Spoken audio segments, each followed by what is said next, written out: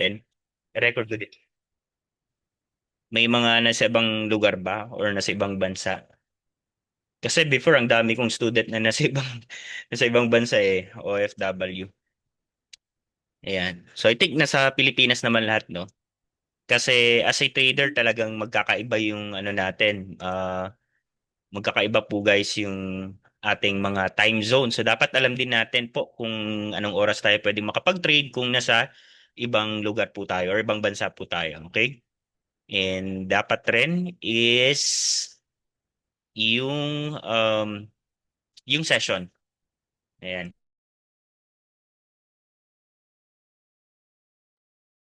Okay, so dumadami na tayo. So I think start na rin natin, 'di ba? Yung ating live trading for today, live trading and training. So araw-araw po 'yan Monday to Friday except ng Sabado, Linggo. Kasi pahinga rin natin, 'di ba? So more on mentoring, signals update, ano pa ba? Ina-assist ko kayo, 'di ba? Right, guys? Dun sa ating VIP channel para syempre hindi mawala yung momentum nyo po. Yung momentum po natin. So, share ko rin po ito. So, nag-mix na yung sa ating public and private. So, sa private community natin or sa VIP channel po natin, guys, is doon may mga discussion. Pero, yun nga, pasensya na kayo, guys. Supposed to be ngayon yung ating premium channel sa mga Vantage user po, yung gumagamit ng ating Vantage broker. Yung magiging premium channel po natin is probably this week. So, hindi na lang ako magpapangako. It might be tomorrow. I-add ko po kayo doon, okay? Ayan. Yung mga naka-transfer ID, kumbaga naka-transfer kayo under our affiliate, guys, okay? And at the same time is yung ano pa ba? Premium channel, paano maging funded trader na gaya ng mga buying student natin. So ituturo ko 'yan, everything. So don't worry, trust the process lang, tiwala lang. Namnamin natin, experience natin sa market habang kumikita kayo, right? Kasi may mga nakikita tayong student na kanina na pakurot-kurot lang daw dun sa kanilang mga trades. So habang nagtitrade kayo, na-experience yung market, may mga bago kayong natututunan, guys. Okay? So ayos po ba sa inyo 'yan? Baka may nag-trade dito ng nag-dinner na ba kayo? Kumbaga parang walang lakas yung walang lakas ata yung mga student natin ngayon. Rinig ba? Okay, distribution. Coffee lang, ayan. So sakto habang nakikinig kayo, nagko-coffee, ayan, para may lakas din po kayo kahit papaano. So dumadami naman na tayo. And at the same time po, syempre recorded itong session natin. Ang recorded session natin is only available on our BIP community or channel po. So ginagawa natin to ulit Monday to Friday, 8 p.m. onwards po. And which is only about take 40 minutes lang po siya.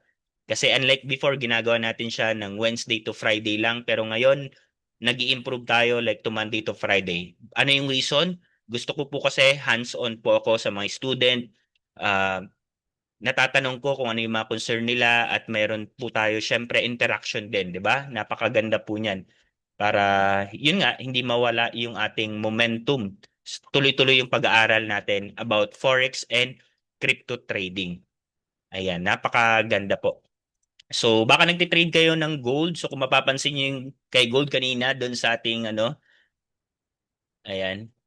So, sa ating signal, which is buy signal kanina, and then nag-sell ulit tayo, which is the selling point. Kasi minsan, guys na-overwhelm tayo sa market. Kung nakikita natin si chart, minsan as a trader kayo, mga trader naman na kayo, di ba? Hindi natin alam minsan kung saan nga ba tayo papasok, saan tayo mag-exit, saan nga ba natin ilalagay yung mga stop loss natin. We don't have the clear chart. Minsan kasi ino-overcomplicated natin by using the indicator but we don't understand the buyers and the sellers. So sino nga ba? Okay, yung mga buyers and sellers. So yun yung i-identify natin for today, okay? Which is our topic. It's all about ito SMC. Pero itong SMC guys, ano natin to. magkakaroon tayo ng refresher dyan sa mga hindi nakakaalam. Basic to advanced SMC and ICT, and at the same time is the YCOF. Ayos ba? Di ba? Nakaka-excite. Ang dami nating natututunan. And sa Signal, sa premium po yan by this week na po. Para kung wala kayong time mag-trade, so pwede kayong mag-follow ng ating mga signal. At syempre, yung camera ko, wala pa yung camera ko, dapat nakikita ako dito eh, 'di ba? Nakikita yung kapugian natin habang nagtuturo tayo. So wala pa yung in-order ko sa Shopee, guys. So I hope dumating. Nawawala yung audio ko ata.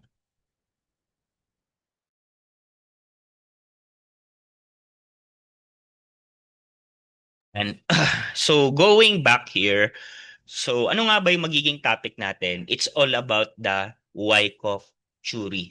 So sino nga ba po yung nakaimbento ng Wyckoff theory or strategy na mostly ginagamit din po ng mga ibang trader. So not only just about the Filipino trader but worldwide po ng mga trader. Gaya natin, mga retail trader po tayo. Okay? So ako po, I'm a full-time trader. I don't know sa ibang may student natin na naka-join dito if they are a full-time trader or a part-time trader. At lagi kong sinasabi sa inyo guys na hindi nyo kailangang mag-umpisa ng malaking kapital to start forex trading or mag-enroll ng napakalaki like 50,000, 100,000, 'di ba? So ang dami ko nakikita diyan sa social media like you can enroll from basic to advanced, magbibigay ka ng 100,000 pesos or 50,000 pesos or more or less. So depende, 'di ba? And then hahayaan ka kumbaga ganun. So sa atin guys, mini-maintain nga natin yung ating daily training and live trading. Okay? So dito, hindi naman po tayo naniningil ng weekly payment or monthly payment po guys. Ang goal natin, ang pinaka main goal po natin is matulungan natin yung mga kapwa natin Pilipino to learn forex trading at ano nga ba yung pwedeng maging opportunity natin dito. Okay? So kailangan nyo lang is learning, invest on knowledge, and then profit will follow. Yung capital nandyan lang. Anytime pwede naman tayong maglagay ng ating capital sa ating account, right? Pero minsan hindi natin nga alam kung magbabay na ba tayo, magsasell na tayo, at hindi rin tayo dito, kumbaga parang spoon feeding like, di ba? Like, ibabato mo ng ibabato. So, that's why we are here sa ating session. Kasi ang trading, guys, is a self-business. You need to focus on your own account.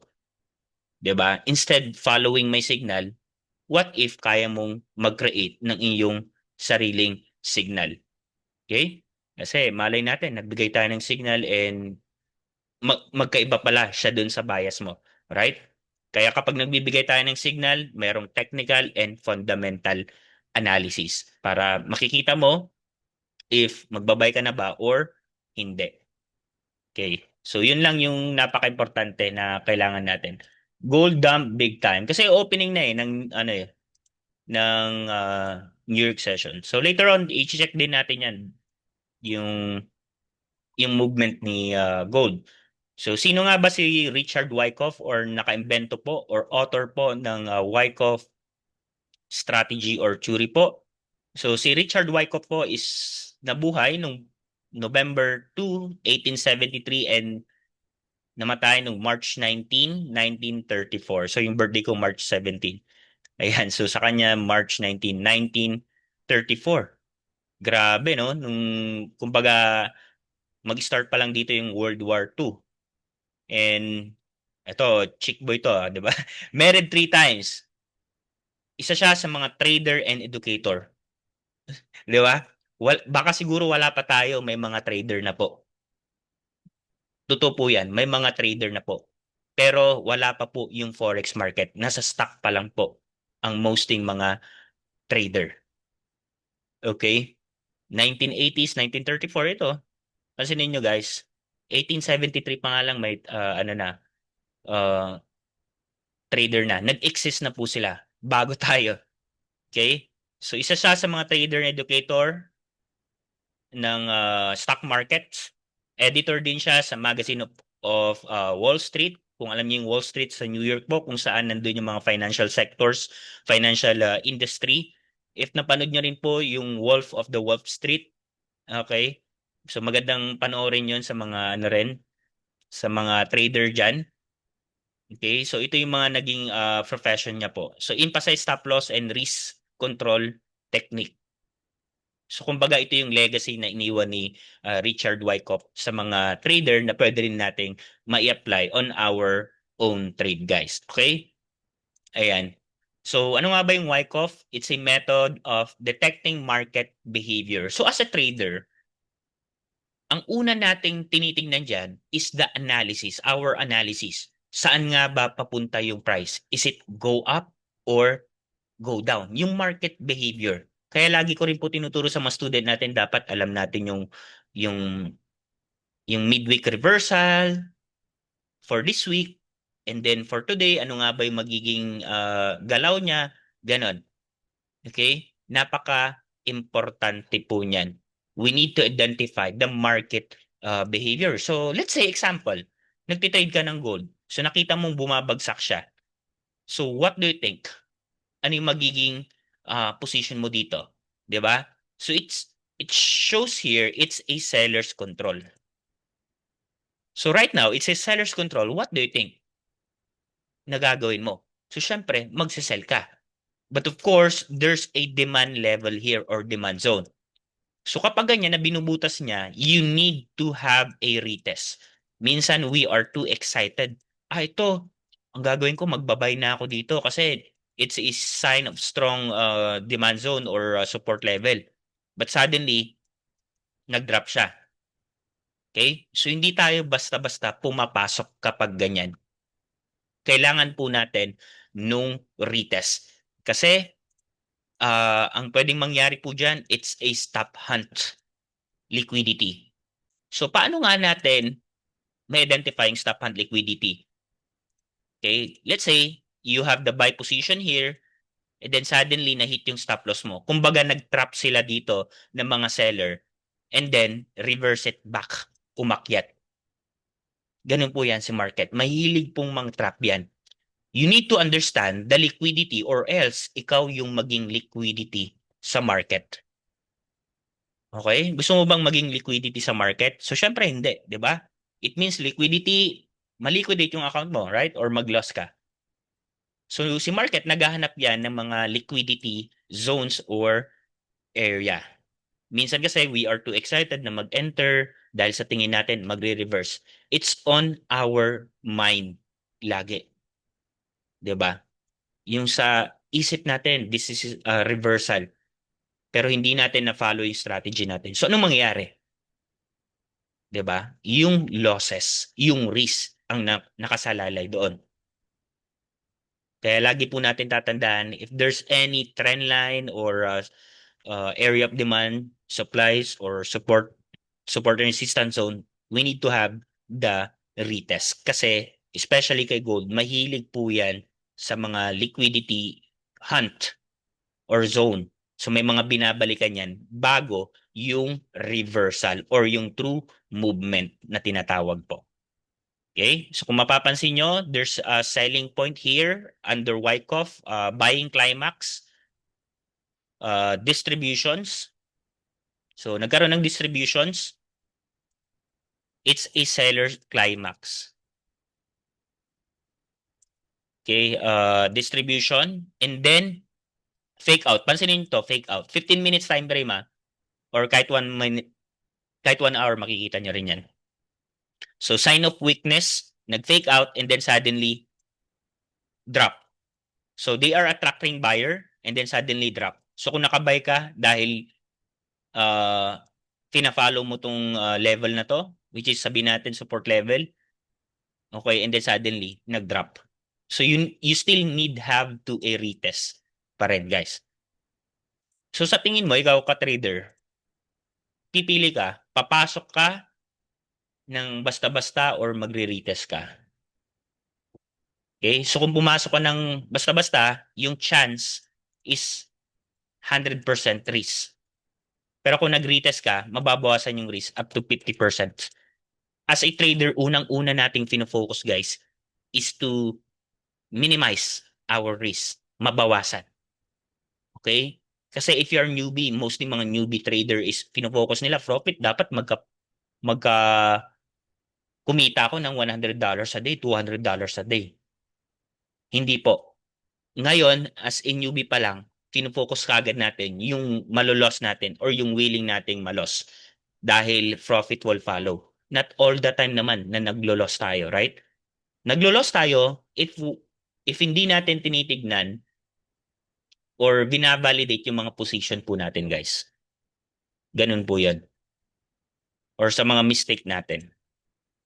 So yung chance kapag walang retest, it's a 100% risk. It's look like toss coin. Kumbaga, yung barya, di ba? Nag-toss coin ka. Head or tails yung nangyari. So hindi ganun. More on probability na yung ginagawa mo. So doon napapasok yung gambling. Right? So wag na wag nyo pong gagawin yan. Sa mga newbie trader natin dyan or experienced trader man. Ayan.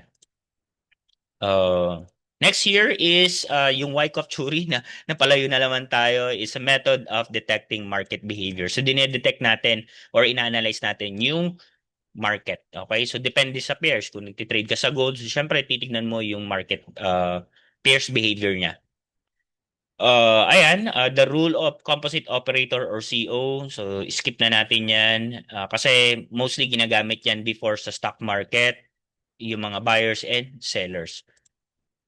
So there's a lot of trader worldwide. Yung iba nagde-trade sa stock market, yung iba sa forex, yung iba sa crypto trading. Ayan. So mas marami yung mga crypto trading na maiingay no sa Facebook. So sa akin sa forex kasi bakit walang manipulation sa forex. And mostly ang participants diyan is mga government, central banks, institutions, etc. etc. Unlike kay crypto is kung mas marami kang hold na coins like sa Bitcoin, 'di ba? Pwede kang mag-sell or i-manipulate yung price on any given directions. So sa forex hindi. Ayan. So sa golden hindi rin. So Wyckoff Theory, bakit natin to pwedeng pag-aralan? So the foundation of smart money. Yung mga tinuturo ko dun sa aking full course na smart money, mapapanood nyo yan. Yung mga nakakuha ng full course natin, panoorin nyo from basic to advanced. Yan yung pinaka-foundation ng smart money and ICT concept, guys. Yung nakikita nyo dyan sa YouTube or sa Facebook, sa social media. And built around the market psychology. So dito ina-analyze yung market psychology pattern. Kumbaga, ito na yung climax like we need to buy on this area or we need to sell on this area. Kumbaga, yung nakikita nyo guys dito sa market, it's a collective mind. Collective mind to. Okay? Ng mga trader worldwide. The institution itself. Collective mind. Okay? Ayan siya. So dito pinag-aaralan din natin yung behavior or the market psychology na tinatawag. And instead, you will understand the market clearer ng mas maayos. 'Di ba? Mas okay yan para makita natin yung magiging movement niya. Kung ano yung mga pwedeng maging pattern. And of course, it will make you a better trader. So, syempre, gusto naman natin maging magaling na trader at maayos yung ating mga trades at kumita tayo. 'Di ba? So, habang natututo tayo, kumikita tayo. Yun yung pinaka main goal natin, guys. Alright? So, Wyckoff Theory. So, si Richard Wyckoff. Ayan. And yung pinaka-basic ng Wyckoff, so syempre, yung binanggit natin kahapon, which is the supply and demand. So ibig sabihin, naglalaban lang po yan. It's either mas maraming supply or less demand. So ibig sabihin, applicable to sa stocks, crypto, and sa forex at sa gold din po guys. So yung supply unit, ibig sabihin, it's unit sold to the market. So kung mas maraming supply, ang nangyayari po dyan is bumabagsak. So syempre, dumadaming supply, it's a seller's control as of the moment. Kasi hindi mo siya pwedeng kontrahin eh. Kapag nagka-counter trend ka, prone ka din po sa risk, guys. Sa lagi po natin tatandaan yan. Especially kay gold. You need to follow the trend or the impulsiveness of the price or the candle itself. Wag niyo pong kokontrahin si gold. Kasi, bakit? Kung kokontrahin mo si gold, mawawasak yung account mo dyan. Kumbaga, yung terms ng mga Filipino traders natin is yung sunog. Kumbaga, magtawag ka na ng bumbero po. Ayan. So, wag po natin gagawin na mag-counter trend kay gold. Next is the demand or which is the willingness of buyers to purchase. Kumbaga, sabihin natin sa gold, bakit si gold nagkakaroon siya ng all-time high? For this year, umakyat na yung presyo niya. What if pa kaya sa mga physical gold? Kaya mapapansin nyo sa social media like ang daming nagsisibilihan ng mga physical gold kasi nakita nila yung presyo niya is nagkaroon ng all-time high. Over the period of time, umakit yung value po ng gold. So good po siya for investment. At hedge din po siya for inflation. Kapag mataas yung inflation, mostly lumilipat sila sa gold. Ano nga ba yung inflation? Sa fundamental analysis training po natin yun. Yung inflation, it means yung pagtaas ng produkto or serbisyo. Kumbaga, nawawalan na ng value po yung ating mga pera. Kasi over the period of time, tumataas yung inflation rate na tinatawag. Kumbaga, yung 1,000 mo before, ang dami nang mabibili sa supermarket. Ngayon, yung 1,000 mo, isang araw na lang. At kung above minimum ka pa, 'di ba? Like 600 or 400 pesos a day, working 8 hours a day, 'di ba? So talong-talo po yung ating pera talaga dahil sa inflation po. Wala kasi yung 20 pesos na bigas. Nasa 40 or 50 na, no? Okay? Ayan. So it's a law of supply and demand na pwede rin nating mai-apply po dito sa forex market po. Okay? So the more na mas maraming supply, the lower the price. Okay? So syempre, maraming supply ng sabihin natin ng bigas, 'di ba? So syempre bababa yung presyo niya into 20 pesos, parang ganon. Example lang po 'yan. And then the more na demand and demand yung price, it's a higher price kasi kakaunti po yung supply. Kapag kakaunti yung supply, and demand po siya. So sabi natin, tataas siya by 50 pesos naman. Alright? And ganun din siya sa market. Kumbaga, sa gold, kung mapapansin natin, yung supply niya. Dumadami yung supply.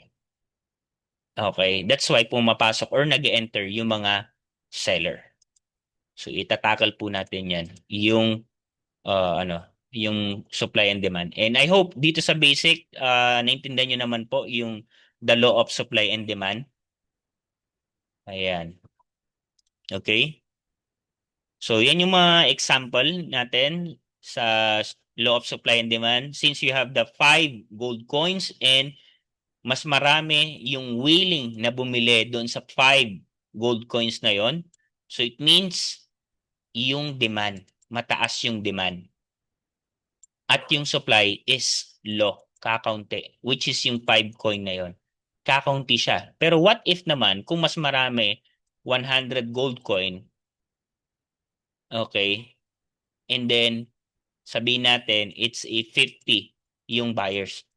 So, syempre, mas marami yung supply compare doon sa mga buyers. Ganun po yan. Ito. So, next is ito. Sabihin natin, it's a 100 other traders bring coin to the market. And the coins are less scarce. So, kumbaga, mangdami ng supply at kakaunti yung seller, ganun, sabihin natin. Kasi nga, sabihin natin mas maraming buyer and less seller. So, yung supply, mas marami. It's a power of law and supply. Kaya nga may nakikita kayo, it's a demand zone, supply zone na nilalagay natin dito. So kahit may nakita kayong mga demand or supply zone dito, kailangan pa rin natin still magkaroon ng retest. So bakit natin nasabi? So pansinin niyo dito sa demand na to, demand area na to. Nagkaroon ng impulsive, bakit nag-stop siya? Sa tingin niyo, bakit siya nag-stop dito sa area of liquidity or sa demand zone na yan? Anyone, sa mga student natin, kung bakit siya nag-stop? Is it a part pa rin ng plan to stop hunt or liquidity hunt na tinatawag? If yun yung sagot nyo, yes. Okay? So attracting yan. Kumbaga ganito yung uh, strategy or technique niyan. Attracting buyer, so more buyer kasi na-identify nila, and then sorry. More buyer, trap to trap. More buyer, and then suddenly breakout na ganon. And then, ito yung pinaka magandang positions natin.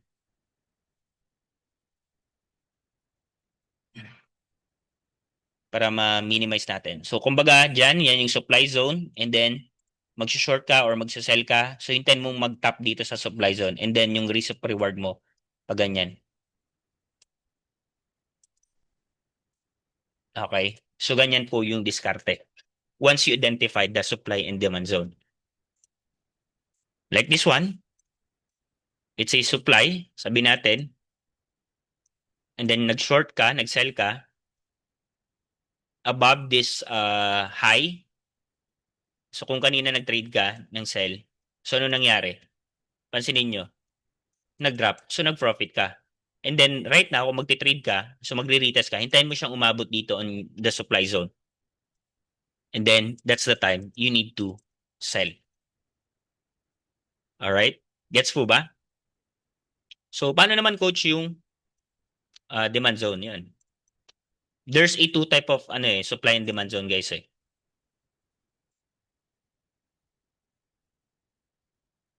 MSS. I hope ma-follow niya to guys ah. Demand zone. Ayan. So demand zone, yung demand zone lagi nasa baba yan.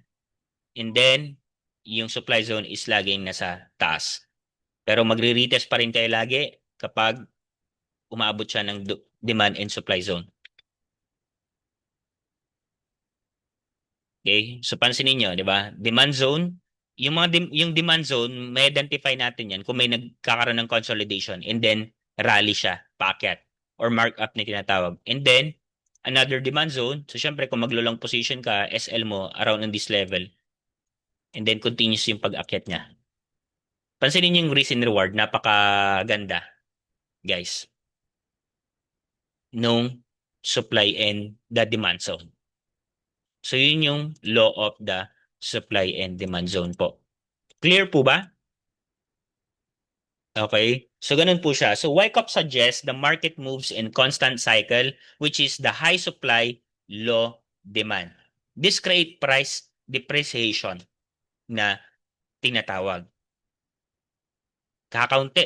Okay. So, sabi natin, it's a high supply. So walang intended na bumili or mag-buy. So let's say walang intended na mag-buy na bumili ng gold kaya nagda-drop siya.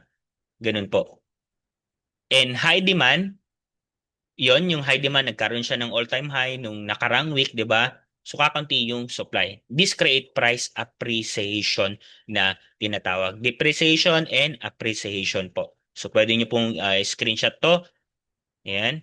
And Wyckoff created 4 phase we can use to track the supply and demand po. So may 4 na market phase yan. Kahapon nabanggit din natin yung 4 na market phase na tinatawag. Pero kung dito, ipapakita natin sa screen yung patterns na yan. Okay? So yung cycle phase unang-una is yung tinatawag nating accumulation, markup, distribution, and markdown. as a trader, napaka-importante nito para mas clear. Nahirapan ako Tagalog. Maging clear yung ating pagtingin dun sa chart at kung saan tayo pwedeng pumosisyon nang hindi natin hinuhulaan yung mga trades natin. Kumbaga, ina-apply natin yung hula analysis paralysis. So, wag po nating gagawin yon. Okay? Dahil sa kutob mo. Yung kutob mo hindi po pwede dito sa market. Okay? You need to follow the strategy itself kung saan ka magpo-position. Yun yung pinaka maganda sa lahat. At yun yung good traits ng mga professional trader, guys. Nagpo-position sila. Kumbaga hindi sila basta-basta pumapasok kapag walang confirmation. Ayan. So for market pace, every trader must know, unang-una is yung tinatawag nating accumulation stage. Sa accumulation stage, guys, is nagkakaroon po yan ng sideways. Same with the distribution. So nagkakaroon ng sideways, so good for scalping. Mostly nakikita po natin yan during Asian session. Philippine time, umaga po. So kapag kagising ko, nagtitrade ako, tinitingnan ko, scalping po ako dyan. Ayan. So sa mga highs and lows po niyan. Accumulations. And next is yung advancing. Ibig sabihin, binutas niya na yung accumulation. So, tinake over na po nung mga buyer po yan. And next is the distribution. Same with the accumulation. Yun nga lang, sa distribution is more on the supply. Supply na siya. Supply zone. Dito, demand zone. And then, after that, declining. Okay? So, ganun po yan. Which is bullish to bearish trend, the reversal phase na tinatawag po natin. So, dapat ito po yung apat na phase na dapat nating maintindihan sa market at yung market structure na tinatawag. So, let's say, ayan, I hope ma-i-apply nyo. So, tingnan natin dito. Okay? Ito guys. 15-minute time frame. So, kahit anong time frame, pwede naman yan. So, kung mapapansin nyo dito, it's a accumulation. So, accumulation, after that is markup. Okay? So, markup siya. Continuous yung pag-akyat niya. And then, nag-stop. Nagkaroon ng distribution. And then, fake out dito. Pansinin nyo, fake out siya. And then, bounce. Pababa. Paulit-ulit yan. Once na na-master mo to, hindi mo ulan yung trade mo.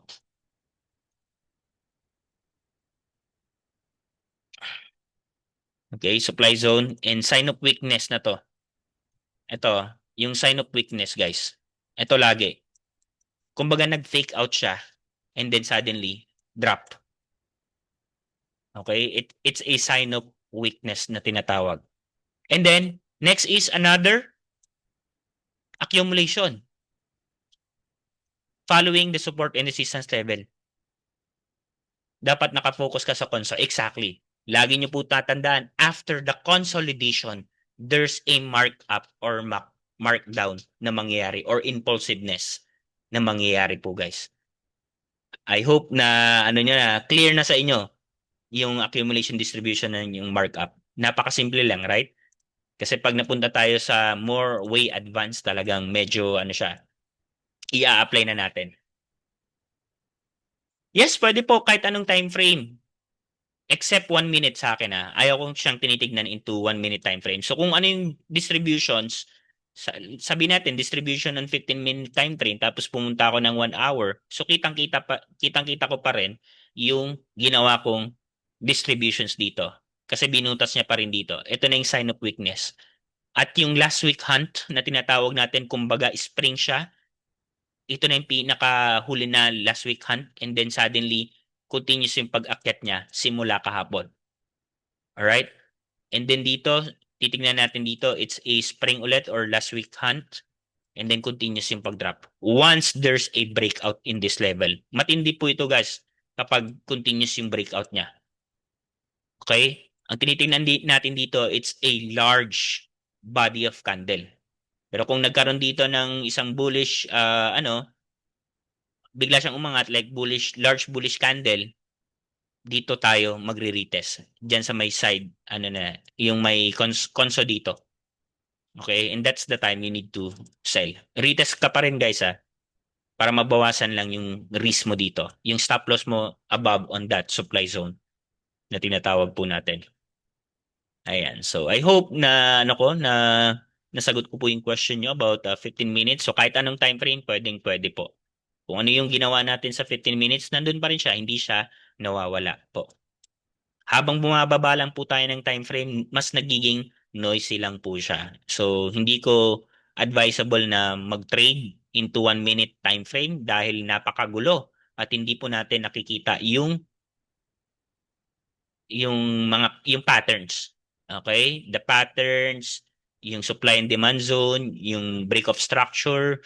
So pagsasama-samahin natin yan, ang haba kasi nitong presentation ko eh. So pwede niyo pong screenshot to or ulit-ulitin niyo dun sa ating recorded session sa ating VIP channel. Accumulation advancing, ibig sabihin umakyat siya, nag-bull, and the declining of the price. Kumbaga nag-decline yung price. Kumbaga dito rin, sabihin natin, nagde-decline yung price ng gold. Right? Declining. Alright? Hindi siya nag-advance. Mag-advance siya once we retest on this level. Kapag nag-advance siya. Kasi pag nag-advance siya, ito yung previous high niya. Kapag nag-advance siya at binutas niya itong previous high, that's the time, doon naman tayo magbabay. Pero kung hindi, nag-bounce, that's the time we need to sell on this area. Kasi, fake out. Ganon. Alright? Doon natin pinuposition lagi sa may conso. Yun yung mga high quality setup, guys. So, pinakita ko na yung example sa inyo. Like this one. 'Di ba? So, 15 minutes time frame, sabi natin. Ayan, yung supply zone.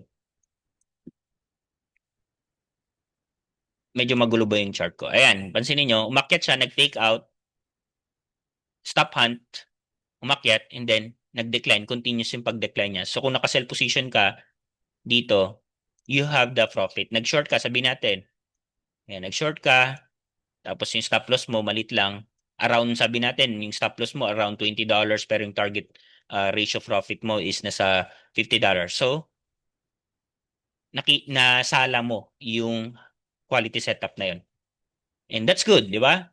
So yun lang yung mga hintayin mo. Kasi minsan, we don't have the patience di ba, na maghintay. Gusto natin pasok tayo ng pasok. So babaguhin natin yung mga ganong mentality, guys. Win or loss, we need to follow still our strategy. SMC, Wyckoff, etc. etc. Ayan. So pace of market cycle, there are 4 phases nga. Yun nga yung sinasabi natin, the accumulation phase, the markup, yung markup advancing, ito declining. Pero sabihin na lang natin is markup and markdown para hindi po tayo mahirapan. So it means kapag nasa oversold na siya, oversold na yung price, then suddenly mag-up siya.